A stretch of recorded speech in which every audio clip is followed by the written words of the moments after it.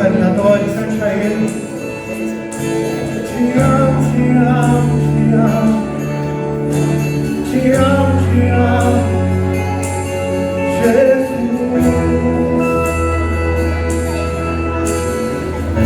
Há uma nova canção em meus lábios.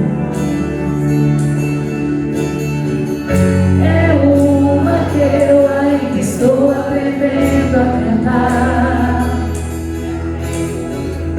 É que o Senhor restaurou minha sorte.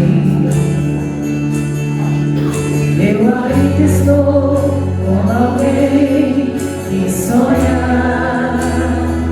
Estou sonhando sonhos de Deus. Estou vivendo sonhos de Deus. Tem uma nova canção em mim. Tem uma nova dança em mim. Estou sonhando sonhos de Deus. Estou vivendo sonhos de Deus. Tem uma nova canção em mim. Tem uma nova dança em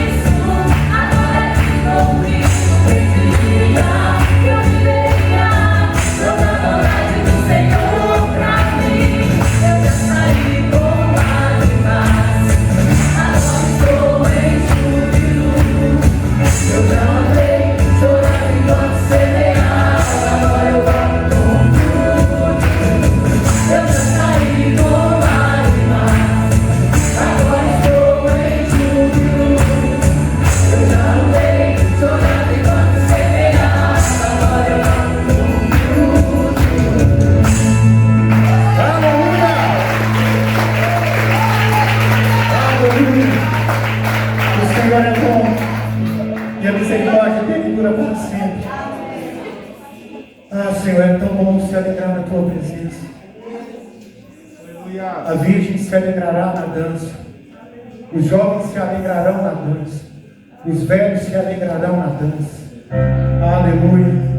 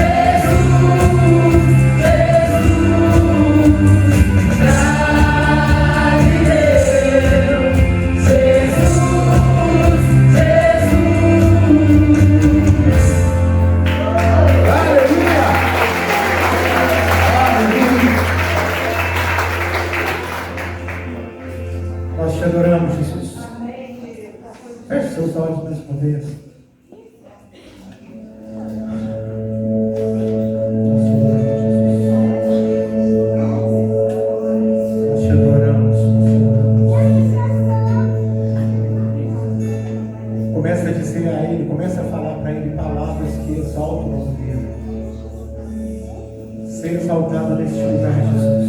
Seja exaltado. Nós te exaltamos neste lugar, Jesus. Nós reconhecemos a tua santidade, Jesus.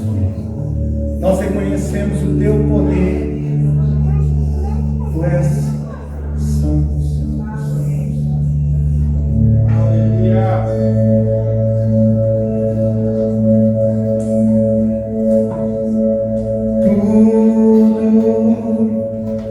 Está preparado aqui a casa e o meu coração também. Tu és o único motivo que me fez chegar. Cante, Jesus. Os filhos já estão chegando aqui.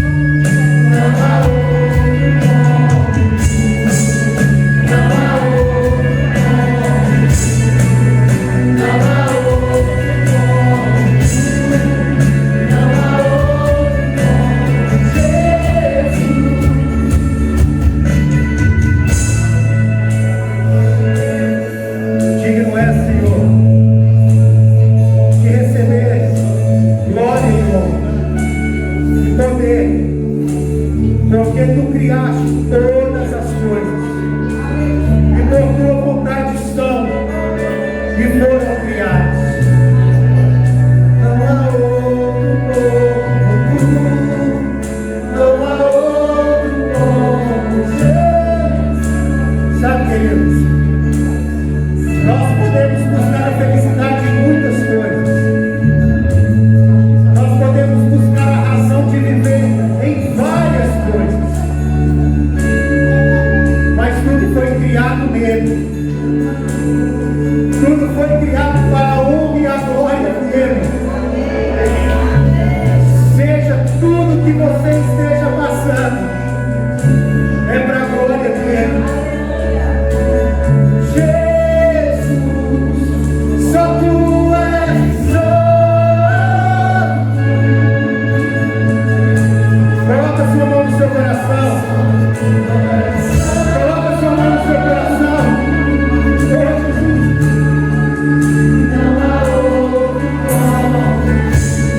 Espírito Santo, ministra sobre a sua igreja. Ministra sobre a sua igreja, Espírito Santo. Ministra quando o Senhor nos ama, Espírito Santo. Espírito Santo, ministra nos corações essa noite. Como é agradável aos olhos de Deus ver homens e mulheres reunidos no nome que está acima de todo nome. Uma igreja reunida no nome do Senhor dos Senhores, que é Jesus. Não há outro como, não há outro como Jesus.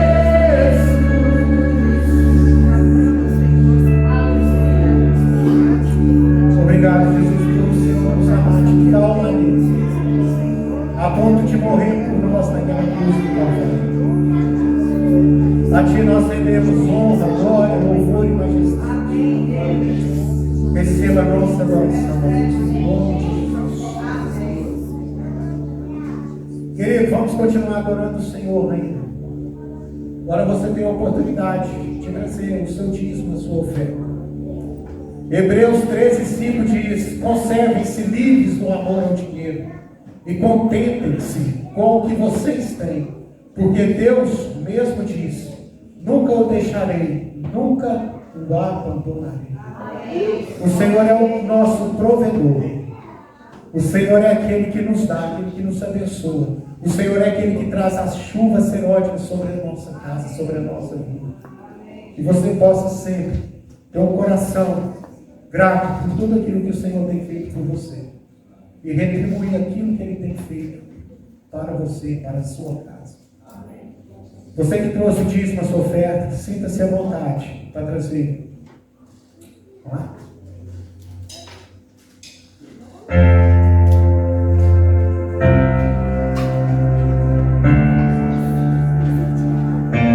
Sai do seu lugar, continue adorando a Ele. Continue exaltando o nome de Jesus.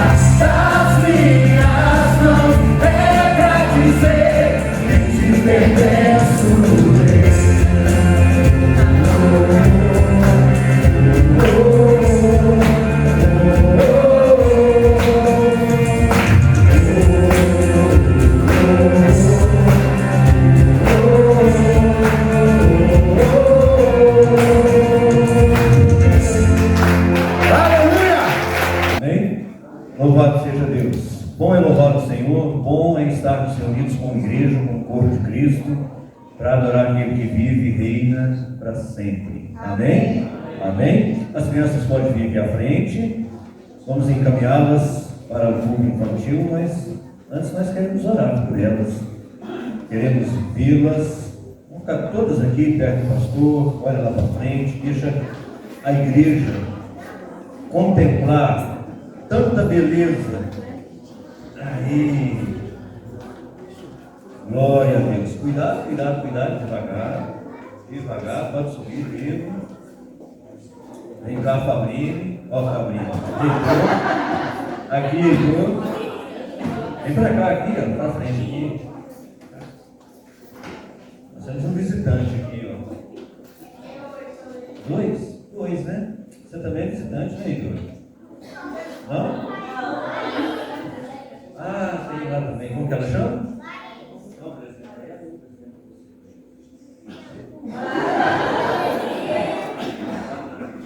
Rafael e a Laís.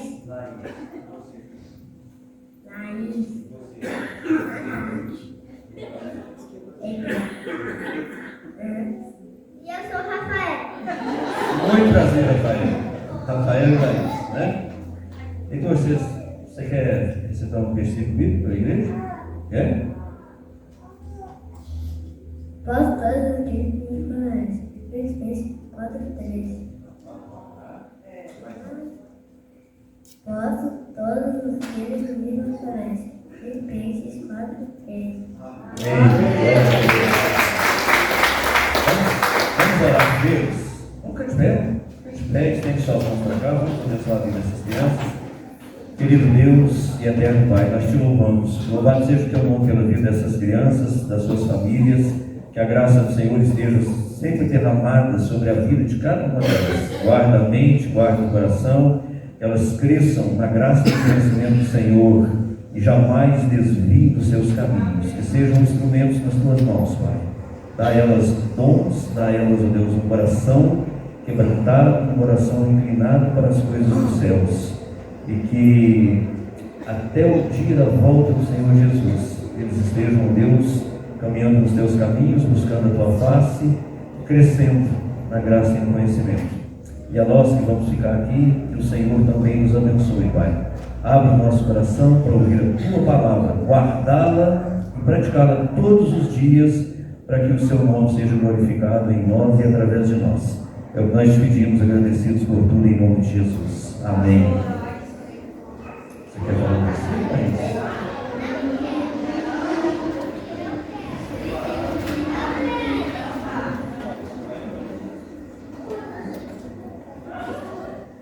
Isso acontece, Rafael. Acontece até comigo. Viu? Pode ir. Então fala um pedaço do versículo. Deus chorou. Eu falo o versículo inteiro, mas eu só trocou a pessoa da Trindade. Mas Jesus chorou, é isso mesmo. Está na Bíblia, irmãos. Jesus chorou. Glória a Deus. Quando Jesus chorou pela cidade de Jerusalém, não foi? Ó Jerusalém, Jerusalém, não é? Fizeram eu recolhidos como a galinha faz com os pintos, mas vocês não fizeram. Que Jesus não chore sobre a cidade de Arcos, que Jesus não chore sobre o Brasil, não é? Que Jesus se alegre em olhar para o nosso coração e encontrar um coração manso e humilde, disposto a obedecer. Abre a sua Bíblia. Filemon.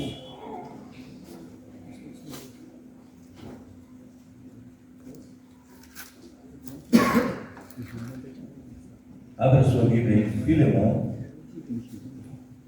Hoje você vai ler junto comigo uma carta inteira do apóstolo Paulo. Amém? Estão dispostos?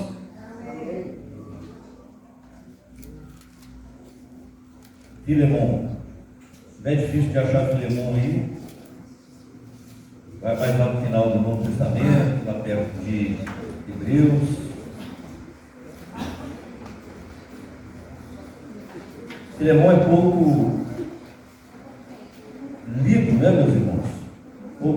impressionado essa carta tão singular do apóstolo Paulo, uma carta tão pequena, apenas um capítulo, 25 versículos, escrita pelo apóstolo Paulo a Filemon, o servo do Senhor, por volta dos anos 58, 60 depois de Cristo. Uma carta que tem uma característica singular, uma característica muito particular, muito pessoal, que foi escrita a um só destinatário, mas que deveria ser escrita à igreja, para que a igreja tivesse a ciência do fato acontecido. Paulo então vai escrever a Filemon e ele escreve o seguinte: Paulo, prisioneiro de Cristo Jesus, e o irmão Timóteo, a você, Filemon, nosso amado cooperador, e a irmã Áfia, e a Arquipo, o nosso companheiro de lutas, e a igreja que se reúne em sua casa. A vocês, graça e paz da parte de Deus, o nosso Pai, e do Senhor Jesus Cristo. Sempre dou graças ao meu Deus, lembrando-me de vocês nas minhas orações, porque ouço falar da sua fé no Senhor Jesus e do seu amor por todos os santos. Oro para que a comunhão que procede da sua fé seja eficaz no pleno conhecimento de todo o bem que temos em Cristo. Seu amor me tem dado grande alegria e consolação, porque você, irmão, tem reanimado o coração dos santos. Por isso mesmo, tendo em Cristo plena liberdade para mandar que você cumpra o seu dever, prefiro fazer um apelo com base no amor. Eu, Paulo, o velho, agora também prisioneiro em Cristo Jesus, apelo em favor de meu filho Onésimo, que gerei enquanto estava na prisão. Ele antes lhe era inútil, mas agora é útil tanto para você quanto para mim. Gostaria de mantê-lo comigo para que me ajudasse em seu lugar enquanto estou preso por causa do Evangelho, mas não quis fazer nada sem a sua permissão, para que qualquer favor que você fizer seja de espontânea vontade e não forçado. Talvez ele tenha sido separado de você por algum tempo para que você o tivesse de volta para sempre. Não mais como um escravo, mas acima de um escravo, como um irmão amado. Para mim ele é um irmão muito amado, e ainda mais para você, tanto como pessoa quanto como cristão.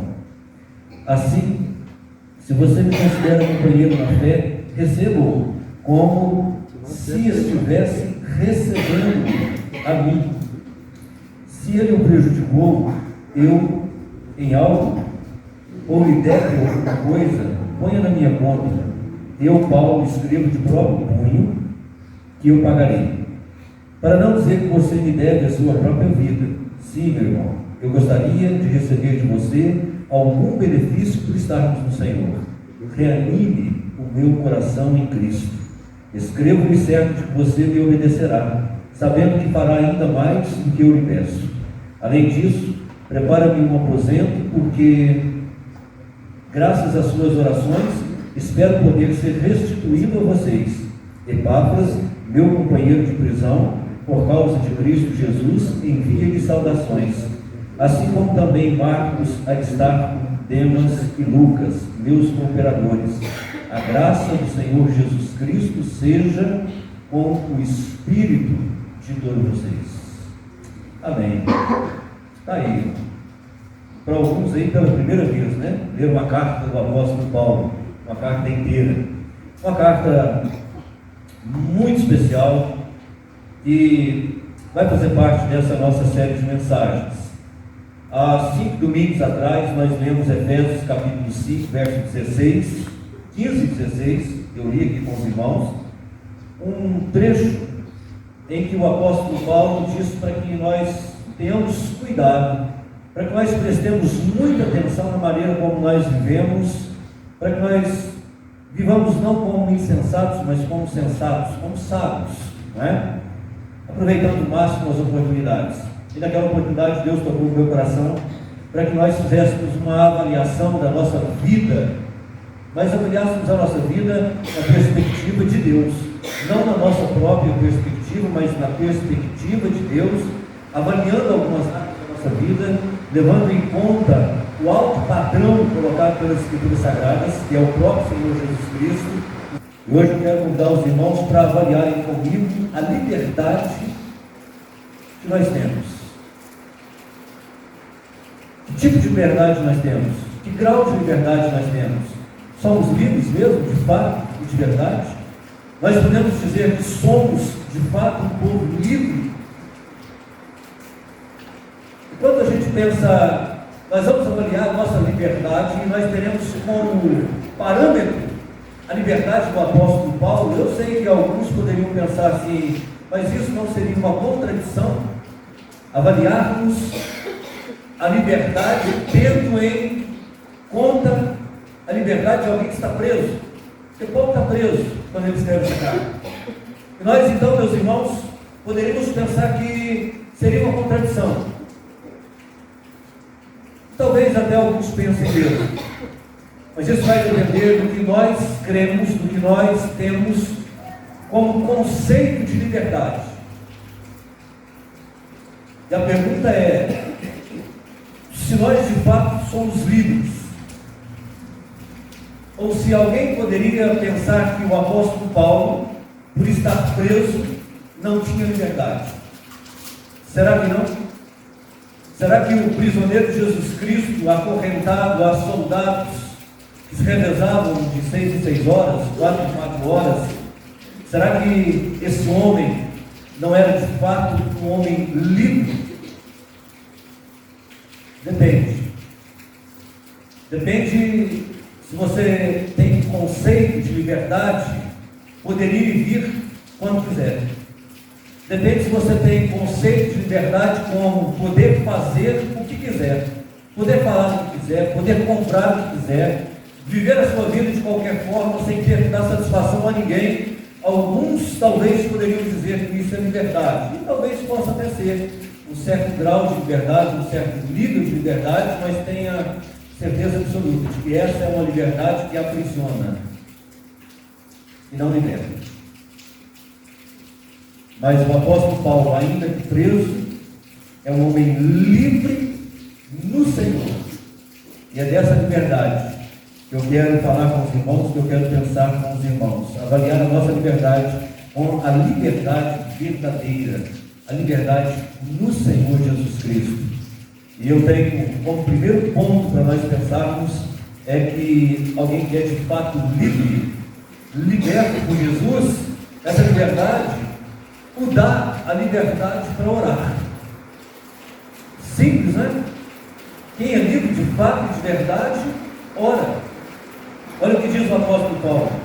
No verso 3 e 4 ele diz: graças dou a vós e paz da parte de Deus, nosso Pai, e do Senhor Jesus Cristo.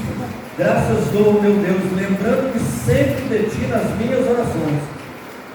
Lembrando sempre de ti nas minhas orações. O apóstolo Paulo, meus irmãos, está preso fisicamente, mas tem liberdade para orar. O apóstolo Paulo, na sua prisão, não é impedido de manter a sua vida de oração, a sua devoção. Isso aqui não é uma ação limitada, isolada do apóstolo Paulo. Quem conhece o apóstolo Paulo, quem lê as cartas do apóstolo Paulo, sabe que ele é um homem de oração. A oração é hábito do apóstolo Paulo. Haja visto que em todas as suas cartas, ou você vai encontrar uma oração do apóstolo Paulo, ou uma menção do apóstolo Paulo, exortando a igreja a viver em oração. Ele ora por um homem, como ele ora aqui por Filemon, por Onésimo. Ele ora pela sua família, ele ora pelos seus patriotas, ele ora pela igreja. Apóstolo Paulo é um homem que tem liberdade, de fato, de verdade para orar. Não havia nada, absolutamente nada que impedisse o apóstolo Paulo de exercitar a sua oração. Paulo me lembra Daniel, que até debaixo de um decreto de morte, ainda assim, Daniel coloca-se a orar, porque esse é o hábito de Daniel. Paulo tem a mesma característica. Nada o impedia de manter a sua vida de oração. E aí eu pergunto para você, e você não precisa responder, apenas pense: será que você é livre para orar? Você tem liberdade para orar? Eu tenho certeza que a sua resposta é sim, pastor. Claro, eu sou livre para orar, eu oro quando eu quero. E aí eu digo, será? Será que você é mesmo livre para orar? Será que eu sou mesmo livre para orar? Será que não há nada que me impeça de exercer a minha vida de oração? Meus irmãos, se nós pensarmos bem, quantas vezes eu e você já passamos pela experiência do não orar ou quase orar, quase oração. Nós queríamos orar, desejávamos orar, estávamos até dispostos a orar, mas por que não oramos? Por que não oramos? Porque estávamos presos na falta de tempo, presos nos muitos afazeres da vida, assim como o Marco, que não tinha tempo porque estava presa demais naquilo que precisava fazer,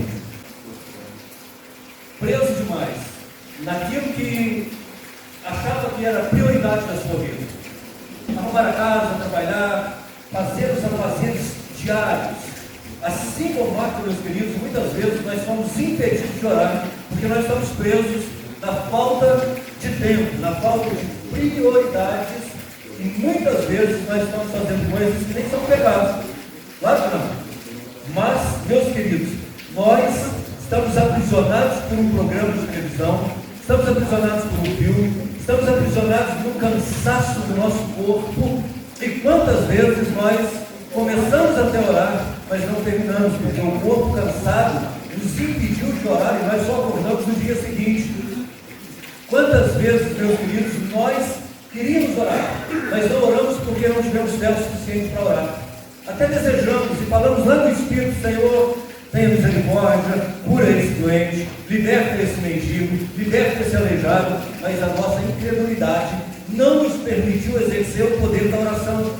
Medo de orar e não funcionar, medo de orar e ser criticado pela oração, medo de orar em determinados lugares diante de algumas pessoas e estar nos incomodando.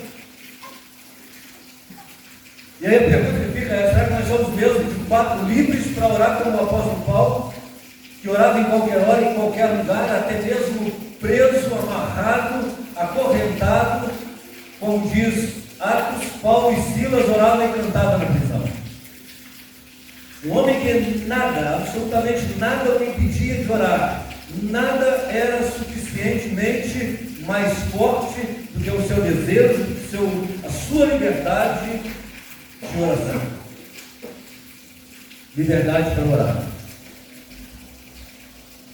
Ainda que não haja uma lei que nos proíba orar, muitas vezes estamos tão presos, meus irmãos, que não exercemos a liberdade que nós temos em Cristo para orar.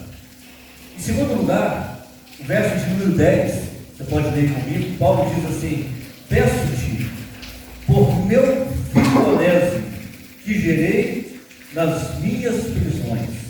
Verso 10, que diz para nós que Paulo é um homem livre e tem a liberdade plena para pregar o Evangelho de Jesus Cristo. Livre de verdade é quem tem liberdade para pregar o Evangelho de Jesus Cristo. Nós já sabemos que o apóstolo Paulo é um evangelista nato. Paulo estava lá pregando o Evangelho, passeando pela cidade de Atenas. Ele encontra um panteão de deuses, um altar vazio. E nesse altar vazio, ao Deus desconhecido, o apóstolo Paulo encontra uma oportunidade para pregar o Evangelho. Porque pregar o Evangelho é coisa de gente livre, gente liberta em Jesus. Deus me livre. Nem mesmo a prisão impede o apóstolo Paulo de pregar o Evangelho. Que tamanha liberdade do apóstolo Paulo, porque as prisões do apóstolo Paulo nada mais serviam de ocasião para que o apóstolo Paulo pregasse ainda mais o Evangelho. As prisões do apóstolo Paulo serviam de ânimo para que outros pregassem ainda mais o Evangelho. Isso é que é liberdade. A liberdade de pregar o Evangelho que nos libertou de toda e qualquer prisão, de toda e qualquer cadeia. É na prisão que Paulo escreve as suas 4 cartas. Eu aproveito o momento para corrigir um erro meu na parte da manhã. Na escola bíblica, eu ia a carta de Tito, e a carta de Tito não está. Tá? Efésios, Filipenses e Colossenses e Filemão. São as 4 cartas que o apóstolo Paulo escreve na prisão. O que Paulo estava fazendo? Pregando o Evangelho, animando a igreja, exortando a igreja, dando lições teológicas, lições práticas. Paulo está pregando a igreja. E é na prisão que Paulo prega para Filemão, é na prisão que Paulo prega para Onésimo, é na prisão que Paulo vai ganhando, inclusive os soldados que estavam vigiando o apóstolo Paulo. Paulo diz em Filipenses, no capítulo 1, verso 12 e 13, ele diz assim: eu quero que saibam, irmãos, que aquilo que me aconteceu tem antes servido para o progresso do Evangelho, e como resultado, tornou-se vidente a toda a guarda do palácio e todos os demais que estão na prisão por causa de Cristo. O apóstolo Paulo, mesmo preso, se colocasse alguém para vigiar o apóstolo Paulo, saía de lá mais um convertido, mais um cristão. E Paulo foi ganhando a guarda pretoriana, a guarda do Império Romano. Porque Paulo é um homem livre para pregar o Evangelho. E mais uma pergunta que eu preciso te fazer e nós precisamos responder: será que nós somos livres mesmo para pregar o Evangelho? Ainda que nós estejamos num país em que, por enquanto, a nossa Constituição nos garante o direito e a liberdade de expressão da nossa fé, será que nós somos, de fato, livres para pregar o Evangelho? Ou será que algo nos impede, nos aprisiona? Quantas vezes eu e você deixamos de pregar o Evangelho por timidez? Ficamos tímidos, acanhados. Não tivemos aquele orgulho que o apóstolo Paulo tem de dizer: eu sou prisioneiro de Cristo Jesus, fui salvo por Ele. Pregue o Evangelho, pregue a tempo e a fora de tempo. Insta, não perca a oportunidade. Quantas vezes nós, por timidez, não pregamos o Evangelho? Quantas vezes, por medo de rejeição, nós nos calamos, nós não pregamos o Evangelho? Quantas tantas outras vezes nós não pregamos o Evangelho por comodismo, simplesmente por comodismo? Está frio demais, está calor demais. Insensibilidade, porque a gente olha e sabe que as pessoas que não aceitaram Jesus Cristo como Senhor e Salvador das suas vidas estão caminhando a passos largos para o inferno, estão indo dançando, cantando, felizes da vida. Mas nós, na nossa insensibilidade, no nosso comodismo, no nosso medo de rejeição, nós simplesmente nos calamos. E na prisão da insensibilidade, temos sido impedidos de pregar o Evangelho de Jesus. E Paulo é que é o prisioneiro. Paulo é que é o prisioneiro. Nós somos livres. A gente vai onde quer, volta quando tem a hora que quer. Nós somos donos do nosso nariz. É assim que nós pensamos. Mas na verdade, é o apóstolo Paulo que é um homem livre, exatamente livre. Olha o que Paulo diz em Filemão, do verso 17 até o verso 20. Olha que liberdade. Liberdade para se pôr como intercessor, mediador a favor dos mais fracos. A favor, inclusive, de alguém que está em dívida. Alguém que tem culpa no cartório. E o apóstolo Paulo, ele se coloca como intercessor, como mediador. Porque foi isso que Cristo fez por Paulo, é isso que Cristo fez por nós. Ele se coloca como um único mediador para que nós não fôssemos condenados justamente. E Paulo vai dizer assim para Filemão, ele fala: olha, assim, se você me considera companheiro na fé, receba-o como se estivesse recebendo a mim mesmo. Se ele o prejudicou em algo e lhe deve alguma coisa, ponha na minha conta. Eu, Paulo, escrevo de próprio punho, eu pagarei. Para não dizer que você me deve a sua própria vida, Filemão, deixa do jeito que dá. Para não dizer que você deve a sua própria vida, eu espero de você receber algum benefício por estarmos em Cristo. Reanime o meu coração. Alegre o meu coração, Filemão. Alegre o meu coração. Exercite o verdadeiro amor cristão, a verdadeira fé cristã. Perdoe e receba Onésimo, o escravo fujão. Mas receba-o não como um escravo, receba-o como um irmão em Cristo Jesus. Alguém que é tão precioso para Deus quanto você. Quando nós olhamos daqui, Onésimo, nós não vemos um Senhor e um escravo. Nós vemos dois filhos de Deus. Porque para Deus não há diferença, Onésimo. Para Deus não há diferença, Filemão. Para Deus não há negro, não há branco. Para Deus não há homem, não há mulher. Não há servo, não há livre. Para Deus somos todos iguais. Todos iguais. Somos todos pecadores. Todos devedores. Todos condenados. Mas quando Ele olha para nós, em Cristo Jesus, Ele nos vê como filhos. Nos recebe como filhos. Jesus é dito na Bíblia Sagrada como nosso irmão, a quem nós devemos nos assemelhar, a quem nós devemos seguir, a quem nós devemos ter como modelo de homem, de mulher cristã. E a disponibilidade do apóstolo Paulo em se posicionar a favor de Onésimo é uma lição extraordinária para nós. Isso é liberdade plena e absoluta. Porque só alguém plenamente livre no Senhor não tem nenhuma dificuldade em se posicionar em favor da justiça social. Ele não tem dificuldade nenhuma, meus irmãos, em se posicionar em favor de um menor, um pequeno, um fraco. Ele não escolhe o lado mais forte da corda. Ele vai exatamente para o lado mais fraco da corda, segura e para se arrebentar, arrebenta junto, porque nós somos irmãos em Cristo Jesus, Senhor Onésimo. O que Paulo está fazendo, meus irmãos, é arriscando a sua reputação, arriscando a sua popularidade, arriscando perder a amizade com Filemão, que era muito preciosa. Filemão era um rico, abastado, generoso, que financiava o ministério, o evangelismo daquela igreja. Paulo arrisca tudo isso, meus queridos, para interceder em favor de Onésimo, o escravo fujão. É interessante, quando nós olhamos para isso, nós vamos perceber claramente o caráter do apóstolo Paulo. O caráter de um servo cristão livre, que tem disposição de arriscar a sua própria reputação para promover justiça social, justiça de Deus em detrimento da justiça humana. Que pedir para um senhor de escravo receber um escravo fujão é colocar o seu nome em reputação, ou a sua reputação em risco, melhor dizendo. Porque Filemão está no seu direito, ele é dono de Onésimo, ele tem todo o direito de receber Onésimo, colocar Onésimo no tronco, dar uma boa surra em Onésimo, para que ele aprenda a lição, não fuja mais, e para que ele sirva de modelo, de exemplo, para que os outros escravos não façam a mesma coisa. Ninguém diria, Filemão, não faça isso.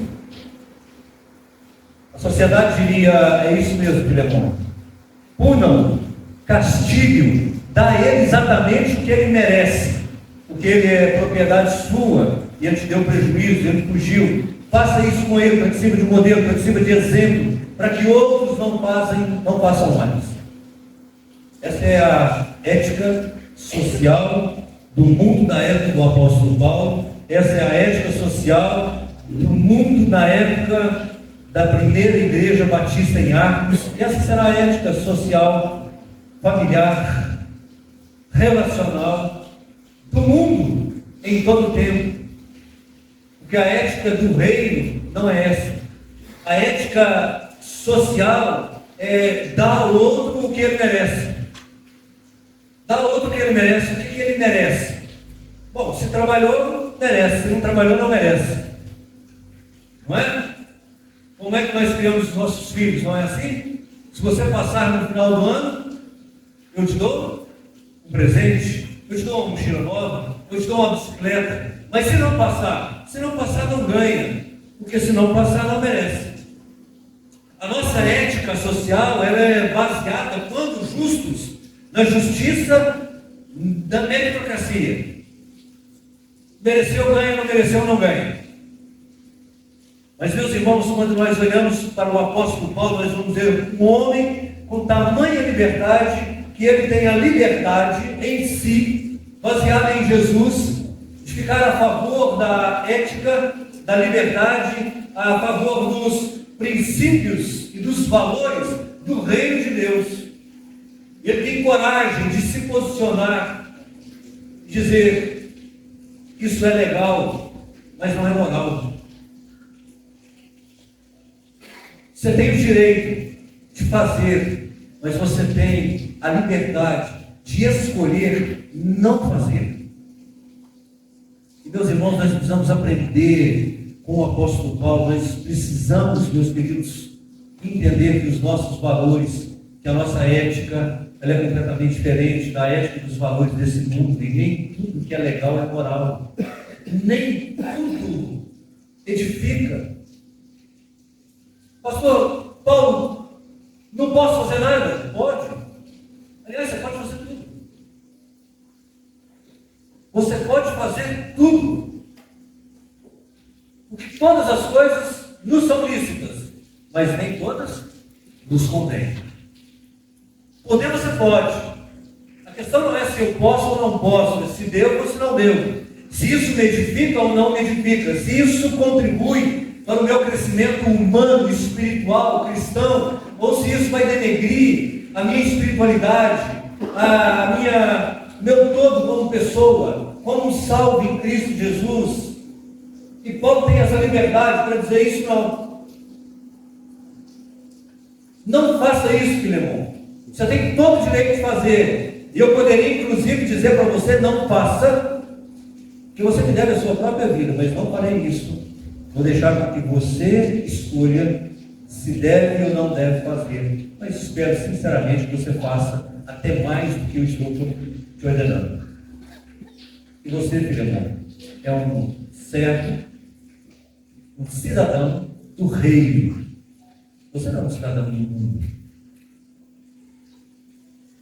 E, meus irmãos, essa liberdade em favor da justiça do reino, nós estamos precisando no dia de hoje, ser crente no mundo de incrédulos. Ser fiel no mundo onde a fidelidade é premiada, é valorizada. Onde as pessoas se gabam de ser infiéis. Onde as pessoas se gabam de passar os outros para trás, de levar vantagem em tudo. Ser honesto no meio de uma geração desonesta, ser cristão de fato, de verdade, no meio de um cenário em que muitos têm a coragem de dizer: não somos cristãos, não acreditamos nisso. Outros se dizem cristãos, mas vivem como se não fossem.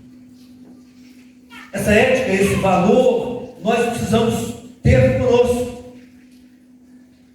Paulo não está preso a nada. Paulo não está preso a absolutamente nada. Não há nada que prende o apóstolo Paulo. Nem um paradigma.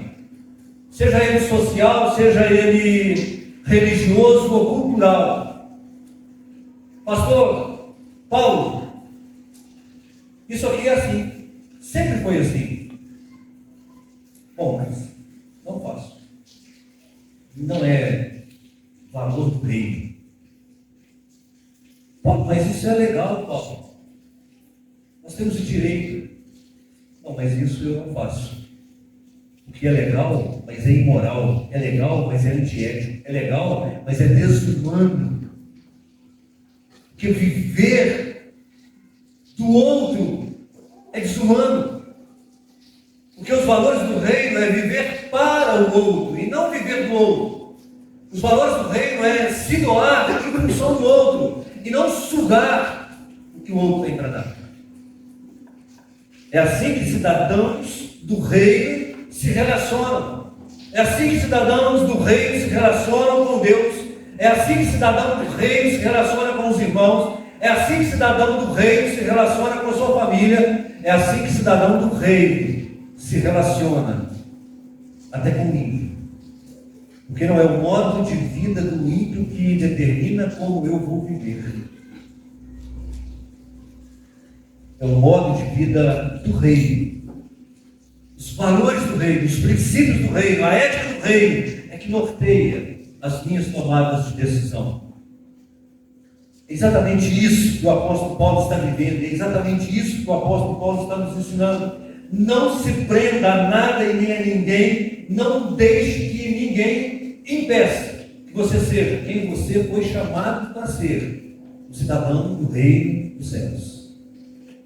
Um homem e uma mulher de valor, gente que valoriza mais Deus do que o mundo. Gente que entre escolher um direito humano, prefere ficar com o valor do reino. Gente que está disposto a se posicionar diante de qualquer tipo de injustiça para que o nome de Deus seja percebido, para que o nome de Deus seja glorificado. E é tão interessante que o apóstolo Paulo é tão livre, meus irmãos, que ele não está preso nem a ele mesmo, nem aos seus próprios desejos, à sua própria vontade.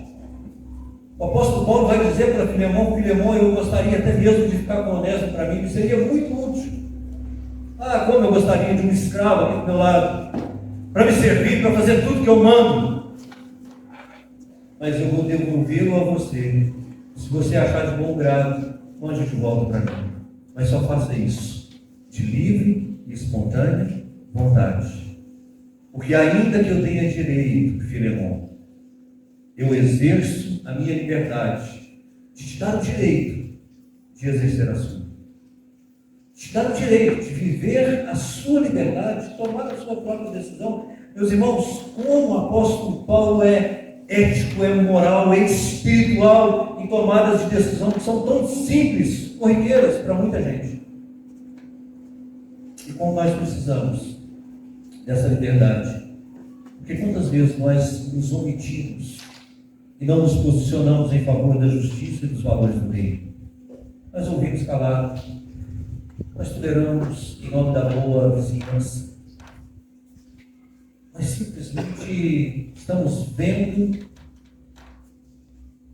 a moral, a ética descer ladeira abaixo como um caminhão desgovernado. Nós simplesmente assistimos. Nós não nos posicionamos, nós não dizemos isso aí não. Pastor, mas está todo mundo separando. Eu não vou separar. Eu vou lutar pelo meu casamento, porque esse é o valor do reino. Pastor, mas está todo mundo enriquecendo com isso. Eu não. Eu não vou me enriquecer com isso. Porque eu vou me enriquecer nos valores do reino. Pastor, mas está todo mundo usando esse tipo de roupa. Eu não vou usar. Porque isso não me edifica, isso não me enriquece. Ao contrário, isso me torna pobre e vulgar, como uma outra qualquer, como um outro qualquer. Mas pastor, todo mundo canta, todo mundo ouve, todo mundo faz. Meu irmão, nós não somos todo mundo, nós somos cidadãos do reino. Nós somos chamados para viver a ética, a moral e os valores do reino, que representam Cristo. E se é chegado o reino, então é Ele. É Ele. E tão somente Ele que dita os nossos princípios, os nossos valores, a moda em que nós andamos, em que nós seguimos, meus irmãos, porque é assim que precisa ser. E quantas vezes nós fomos fracos, politicamente corretos, nos tornamos cúmplices de abusos de autoridade, abuso de poder, abuso de marido, abuso de esposa, abuso de filhos. E nós simplesmente pensamos assim: briga de marido e mulher, ninguém põe a mulher. Ética do mundo. Mas a ética do reino é ame. Você precisa que você arrisque para que você salve um casamento, para que você salve uma família, para que você salve uma amizade. Se coloque no meio se necessário for. Corra riscos em nome da justiça de Deus. Que nós precisamos é pensar que muitas vezes nós deixamos de exercer o nosso papel como cristãos, como cidadãos do reino de Deus, para nos conformarmos aos paradigmas desse mundo. a uma sociedade perdida, perversa, anticristã, anti-Deus. Nós simplesmente abrimos mão dos nossos valores do reino para nos empobrecer, para nos sujar, para nos diminuir, para nos igualarmos àqueles que são de um mundo perdido. Um mundo que jaz no maligno, meus irmãos. Enquanto que Deus tem para nós é que nós sejamos sal.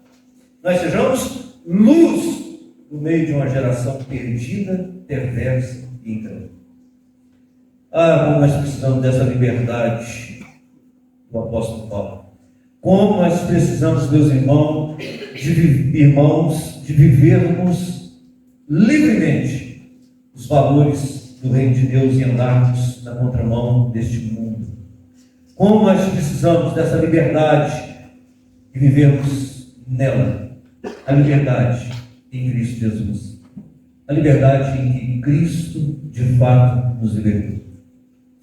Eu estou terminando, eu quero concluir, meus irmãos, fazendo jus ao tema dessa mensagem, ao tema dessa carta, que é a verdadeira liberdade, que é a liberdade em Cristo Jesus. Para isso eu quero usar os outros dois personagens da carta. Porque até agora nós olhamos para o apóstolo Paulo, mas vamos olhar também para Filemão, que é um servo livre do Senhor. Homem livre. O testemunho do apóstolo Paulo da carta a Filemão é de que ele é um homem salvo da condenação eterna, porque ele aceitou Jesus Cristo como Senhor e Salvador. Um homem liberto da avareza, liberto do seu poder, da sua presunção. Um homem rico da sociedade, que tinha posses, tinha valores, mas um homem cristão de coração quebrantado, que tem palavras de consolo e de conforto para a igreja, tem espaço na sua casa para receber a igreja, tem tempo na sua agenda para cuidar dos outros, e tem tempo e disposição para financiar o evangelismo na sua cidade. Ele financia o apóstolo Paulo. Mas ainda assim, meus irmãos, quando nós olhamos para esse homem, para essa carta, para essa história de Filemão e de Onésimo, nós podemos imaginar, embora a carta não diga, que é possível que houvesse algo no coração de Filemão. Algo como, por exemplo, uma mágoa, um rancor, uma sede de justiça por parte de Filemão. Onésimo não podia ter feito isso comigo. Onésimo me feriu, me magoou profundamente. Poderia ter sido qualquer outro escravo, mas justamente Onésimo. Eu perdoo qualquer coisa, menos um escravo. E quando esse Onésimo foi encontrado, Onésimo que aguarde, porque a sua batata está assando. Porque eu sou um homem santo, sou um homem de Deus. Isso o Filemão dizendo. Mas não pisa no meu carro. Não é assim? Não pisa no meu carro. Sou um homem santo, uma mulher de Deus, mas não mexe com os meus filhos. Isso que nós podemos imaginar que possa ter havido no coração de Filemão é certamente o que Paulo estava prevendo, o que Paulo estava vendo. Por isso, uma intercessão tão fervorosa do apóstolo Paulo em favor de Onésimo.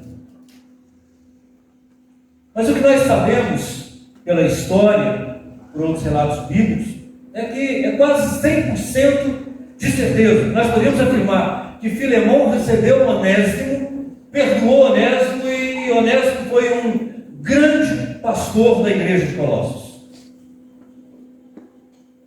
Porque Filemão, tocado pelo Espírito Santo de Deus e pelas palavras do apóstolo Paulo, encontrou lugar no seu coração de perdão, disponibilidade para perdoar aquele que havia ofendido de forma tão grave. Filemão é o ofendido, Onésimo é o ofensor. E as palavras do apóstolo Paulo para Filemão é: perdoa, Filemão. Perdoa. Não guarda mágoa no seu coração, não guarda rancor no seu coração. Você é melhor do que isso, você é maior do que isso. Perdoa, Filemão. Cristo te perdoou, Filemão. Você foi salvo, Filemão. Jesus perdoou você. Ele derramou graça sobre você, Filemão. Lembra que onde há mais pecado, há mais graça sendo derramada? Porque onde abundou o pecado, superabundou a graça de Deus. Filemão, tire esse peso do seu coração. Não permita que nenhuma raiz de amargura vai tomando conta do seu coração, te torne uma pessoa amarga, e com isso você contamine a todos os outros que estão à sua volta. Filemão, perdoa. Perdoa, porque perdoar é coisa de gente livre. Gente livre não se aprisiona no ódio, no rancor, na amargura. Gente liberta de fato, de verdade, se livra disso o quanto antes. Nunca se torna prisioneiro, escravo dos seus próprios sentimentos. E o Onésimo, que também foi curado pelo apóstolo Paulo, pelo poder do Evangelho, nós não podemos esquecer que esse Onésimo é um Zé Ninguém, é um João Ninguém. Esse Onésimo é alguém que deve para a lei, deve para a justiça, é um fugitivo. Ele está em pecado, porque desonrou o seu Senhor. Ele é um criminoso, porque ele roubou e fugiu com o dinheiro do seu patrão. Então esse Onésimo, ele merece mesmo a cadeia, ele merece mesmo o tronco, ele merece mesmo ser punido, porque ele agiu como não devia, ou como deveria. Mas é bom pensar, e esse Onésimo, ele tem um encontro com o Senhor, que esse Onésimo recebe Jesus Cristo como Senhor e Salvador, que esse Onésimo tem o Espírito Santo de Deus, e esse Onésimo agora está disposto a viver uma nova vida, uma nova liberdade, não mais preso dos seus pecados, dos seus delitos, mas agora um servo livre do Senhor. Alguém que vai voltar para a casa do seu Senhor, correndo o risco de ser morto, mas vai voltar e vai se humilhar, e vai dizer: eu pequei, eu errei, eu falhei, eu magoei seu coração, mas em nome de Jesus, de volta, me perdoe, me recebe de volta. Meus irmãos, o que nós vemos aqui é uma liberdade plena e absoluta, na liberdade que Cristo veio dar para cada um de nós. Liberdade da condenação eterna, liberdade da culpa pelo pecado, liberdade do poder do pecado, liberdade dos maus sentimentos e desejos do meu coração, porque o Senhor veio para libertar, não veio para colocar jugo. Aliás, ele diz: vinde a mim todos que estão cansados, sobrecarregados, e eu vos aliviarei. Troca comigo o seu fardo, porque o meu fardo é leve, mas o seu fardo, o fardo da religião, o fardo da opressão, o fardo do poder, da soberba, do orgulho, isso é pesado demais. E meus irmãos, o Senhor tem um propósito no nosso coração, aqui nessa noite, eu não tenho dúvida disso. O propósito de nos tornar verdadeiramente livres, livres do Senhor, livres da culpa, livres do medo, livres das algemas que nos prendem numa ética e valores que não são do reino.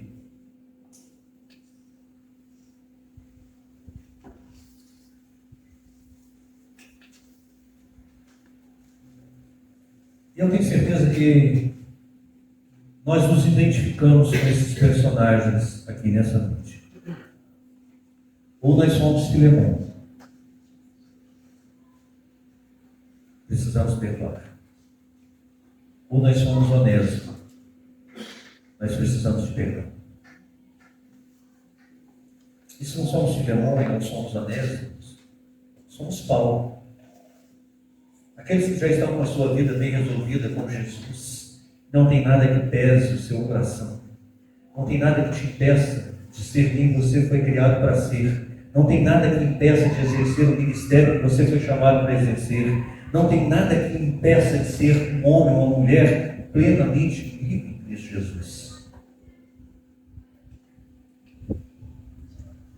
Eu quero dizer, seja qual for a sua identificação nessa noite, Deus te trouxe aqui para que você saia desse lugar nessa noite, nem com violão, nem com modéstia, mas com Paulo, verdadeiramente livre no Senhor, verdadeiramente livre no Senhor, sabendo que você foi chamado para ser um servo livre, sabendo que você foi chamado para ser um filho de Deus, uma filha de Deus, e que não há nada nesse mundo que possa estar entre você e a liberdade que Cristo nos libertou.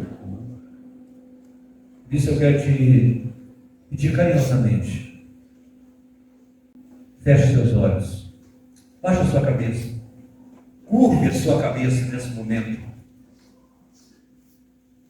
sonde o seu coração, avalie a sua liberdade. Você é de fato um homem ou uma mulher livre no Senhor?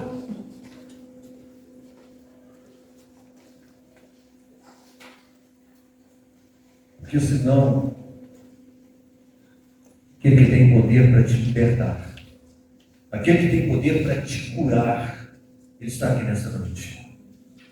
E ele pode tirar toda a mágoa, todo o rancor, todo o ódio, todo o ressentimento do seu coração. Ele pode aliviar o fardo. E você sabe, quem guarda ódio, quem guarda rancor, quem guarda sede de vingança, é como quem bebe veneno esperando que o outro morra. Você sabe que o rancor, o ódio, ele só adoece. E que a justiça do homem não glorifica a Deus.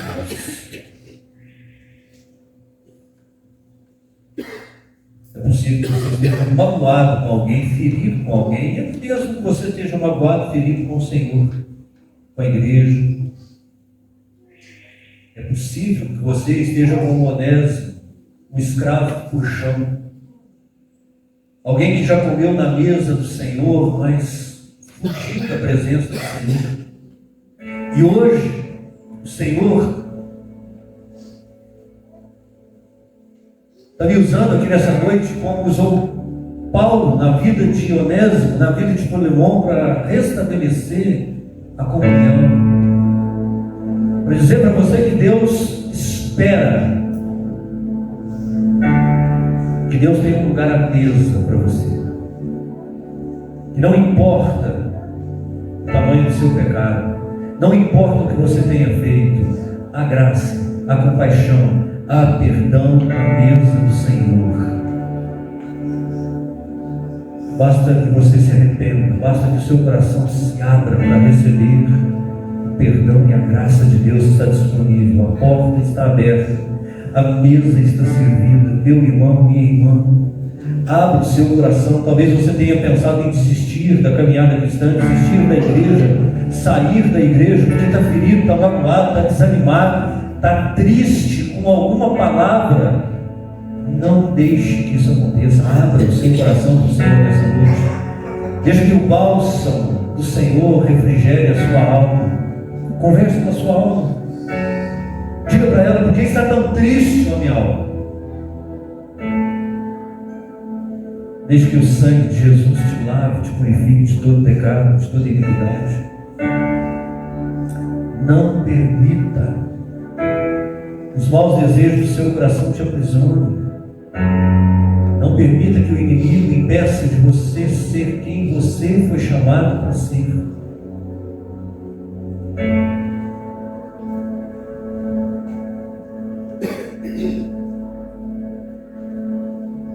Deixa o Espírito Santo de Deus ministrar no seu coração. Deixa a graça do Senhor te libertar nessa noite.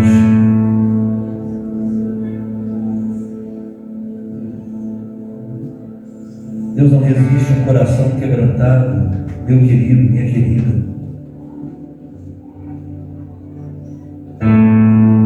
Deus quer que a sua igreja desfrute. Desfrute de graça, desfrute de paz, desfrute de alegria no Espírito Santo de Deus. Deus quer que os seus filhos vivam na plenitude da graça e da liberdade que foram libertos por Cristo Jesus.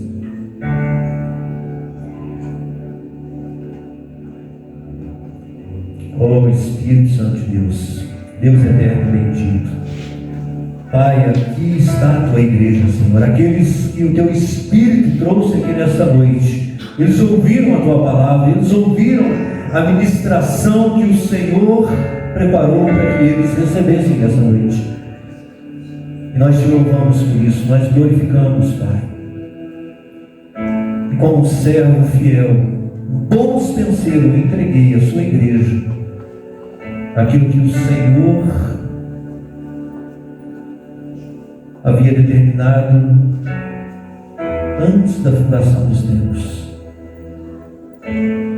Eu te peço em nome do Senhor Jesus, Pai, que a tua palavra não volte vazia, Senhor, que o teu Espírito consiga convencer-nos do pecado, da justiça, do juízo, que o Senhor consiga, ó Deus, quebrantar os corações aqui nessa noite, que a tua palavra seja como um martelo que esmiuça a pedra, e haja, Senhor, salvação aqui nessa noite.